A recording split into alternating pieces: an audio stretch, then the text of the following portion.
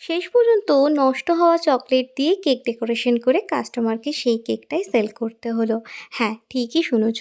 আজ থেকে বেশ কয়েকদিন আগে আমার কাছে একটি রসমালাই কেকের অর্ডার আসে।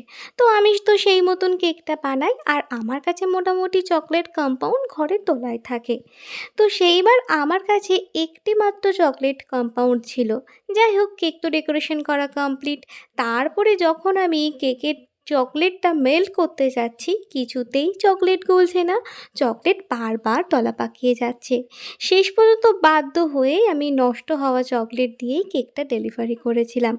তো কি করলাম, চলো গোটা ভিডিওটার মধ্যে তোমাদের সেটা শেয়ার করে ফেলি। তো তার আগে জানিয়ে রাখি, অনেকেই আমাকে কেক ক্লাস সম্বন্ধে একটু বলতে বলেছিলে, তাদের জন্যই আরও একবার বলে দেওয়া, আমার নেক্সট মান্থে কেকের 5th ব্যাচ শুরু হতে চলেছে, যার সিট সংখ্যা কিন্তু মাত্র 6টা। যারা যারা চাইছো সেই ক্লাসটায় জয়েন করতে পারো। সেটি হচ্ছে একটা basic to advance class. Total 15টা মতন আইটেম সেই ক্লাসে শেখানো হবে, আর প্রত্যেকটা জিনিস শেখানো হবে হাতে ধরে। তো অনেকেরই একটা ডাউট থাকে যে 3 দিনে কি আদেও কোনো কেক শেখা যায়? যায়। কারণ তার প্রমাণ হচ্ছে আমার আগের 4টি ব্যাচের স্টুডেন্টরা, তারা এখন খুব ভালো করে কাজ করছে, আর প্রত্যেকে কিন্তু ভীষণ ভালোভাবে সেল করছে। তোমরা যদি চাও তাদেরও কেকের কিছু পিকচার আমি তোমাদের সাথে শেয়ার করে নেব। যাই হোক, আবারও একটা কথাই বলে রাখা, যারা যারা চাইছো সেই ক্লাসটা জয়েন করতে, নিজেদের সিটটা কিন্তু বুক করে ফেলতে পারো। আর এই সম্বন্ধে কী শেখানো হবে না হবে সেটা নিয়ে কিন্তু অলরেডি আমার এই প্রোফাইল থেকে একটা আপডেট দেওয়া আছে। যাই হোক, এবার চলো আসি এই কেকের কথায়। আমি একটু আগেই বললাম যে আমার কাছে একটি রসমালাই কেকের অর্ডার এসেছিলো, আর তার ডেকোরেশনটা না হোয়াইট চকলেট দিয়েছিল। কিন্তু সেদিন চকলেটটা কিছুতেই মেল্ট করা যাচ্ছিল না।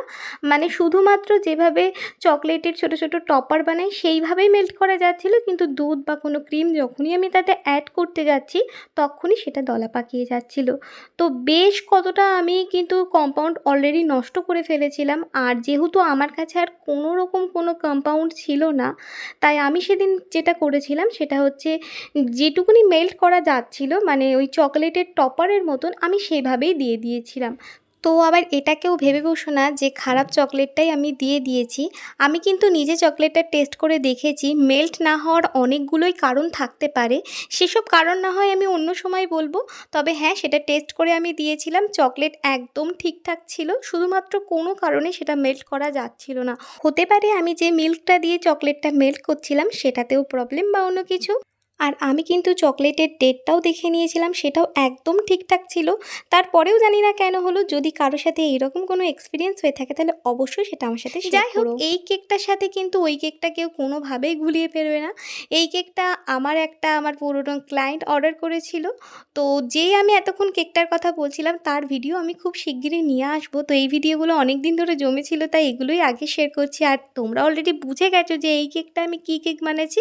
এটা একটা রসমালাই কেকের অর্ডার ছিল, আর ওই ডেকোরেশনটা না খানিকটা এইরকমই ছিল। যাই হোক, দেখো আমি তো মোটামুটি প্রচুর পরিমাণে রসমালাই দিলাম, উপরেও রসমালাই দিলাম, আর রসমালাইগুলোকে হাইলাইট করার জন্য আমি হালকা ইয়েলো কালার দিয়ে নিলাম। আর এবার আর কিছুই না, এবার পেস্তা, কাজু, আলমন্ড সেই সমস্তটা আমি একদিকে দিয়ে দেবো। তো এইরকম ভরপুর রসমালাই কেক খেতে কার না ভালো লাগবে বলো? আমারও কিন্তু আবার এই রসমালাই ফ্লেভারটা ভীষণ ভীষণ ভীষণ ফেভারিট। তো আমি যতটা জায়গা ফাঁকা আছে দেখো পুরোটাতেই আমি পেস্তা দিয়ে দিয়েছি, আর কিছু চকলেটের টপার দিয়ে আজকের এই ডেকোরেশনটা কমপ্লিট করেছি। আর হ্যাঁ, সবশেষে কিন্তু রেখে দিয়েছি তোমাদের জন্য এই কেকের ওয়েটটা।